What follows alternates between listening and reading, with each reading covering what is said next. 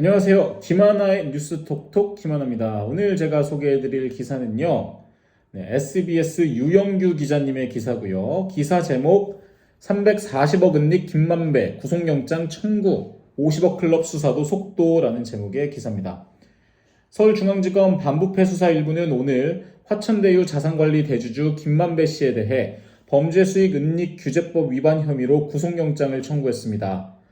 검찰에 따르면 김 씨는 2021년 10월부터 지난해 11월까지 대장동 개발사업과 관련한 범죄 수익 340억 원을 수표로 찾아 차명 오피스텔 대여금고에 은닉한 혐의를 받습니다.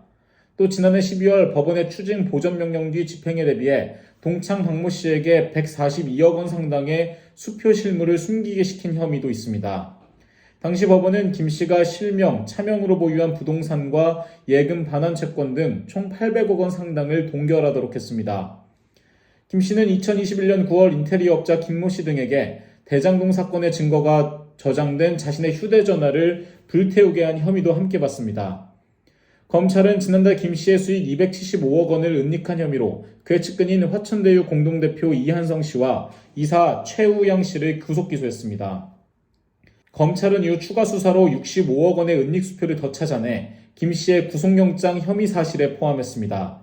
검찰은 영장에 적시한 340억 원 외에 김 씨가 불법 수익금을 성과금 명목으로 둔갑시켜 임원들을 통해 70억 원가량을 더 빼돌린 것으로 의심합니다.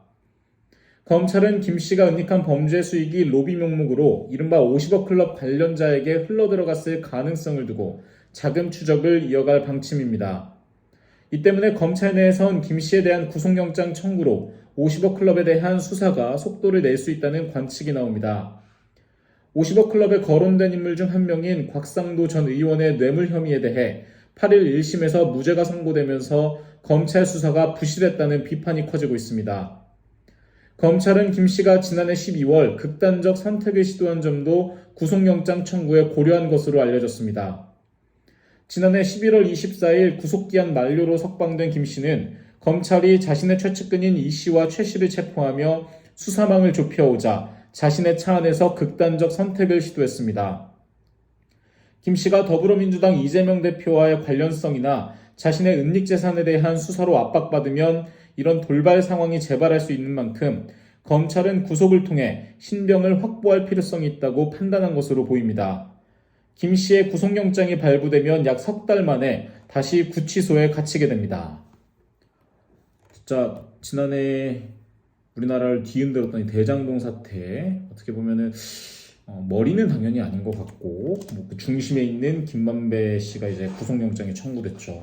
이게 사실 저는 대장동이라는 지역이 개발되기 전에 가본 적이 있어요. 제가 예전에 만나던 분이 저 판교 쪽에 살아가지고 이제 그 서판교 넘어가면 있잖아요. 그쪽에 살아서 이제 그 친구 집에서 막 언덕 넘어가면은 그 대장동인데 와 완전 그냥 눈밭인 거야. 산골에. 근데 거기가 천지개벽을 했더라고요. 거기에 이런 범죄 수익이 있었다니 그것도 몇 억이 아니라 하긴 퇴직금으로 50억을 줄 정도면 뭐 범죄 수익이 어마어마했겠죠. 입 닦으려고. 대단합니다. 진짜 우리나라 돈이 뭔지 나도 돈 좋아하지만 진짜 돈만 버는 이 잔악계들 어떻게 구속영장 청구됐는데 법원에서 어떻게 처리가 될지도 궁금합니다. 지금까지 저는 김하나였습니다.